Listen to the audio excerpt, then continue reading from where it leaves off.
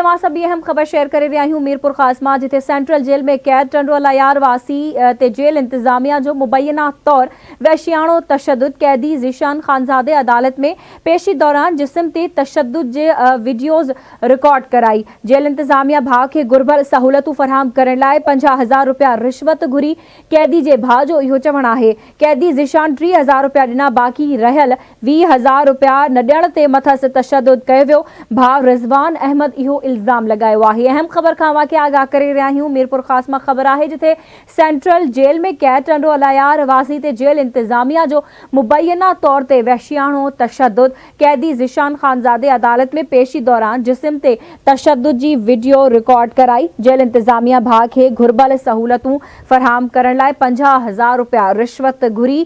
कैदी ज़ीशान 30,000 रुपया ॾिना, बाक़ी रहियल 20,000 रुपया न ॾियण ते मथस तशद्दुद कयो वियो। भाउ रिज़वान अहमद इहो इल्ज़ाम लगायो आहे।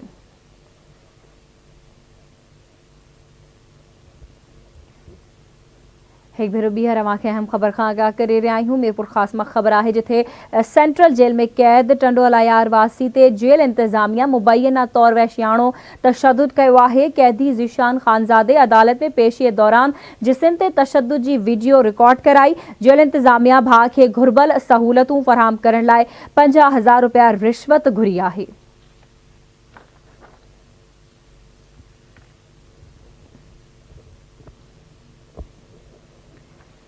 एक भेरो ॿीहर अवांखे अहम ख़बर खां आगाह करे रहिया आहियूं। मीरपुर ख़ास मां ख़बर आहे जिथे सेंट्रल जेल में कैद टंडोला अलायार वासी ते जेल इंतजामिया मुबैना तौर वहशियाणो तशद्दुद कयो आहे। कैदी ज़ीशान खानज़ादे अदालत में पेशीअ दौरान जिस्म ते तशद्दुद जे निशान जा वीडियोज़ रिकॉर्ड कराया। जेल इंतजामिया भाउ खे घुर्बल सहूलतूं फराहम करण लाइ 50,000 रुपया रिश्वत घुरी। भाउ जो चवणु आहे त कैदी ज़ीशान 30,000 रुपया ॾिना, बाक़ी रहियल 20,000 रुपया न ॾियण ते मथस वहशियाणो तशद्दुद कयो वियो।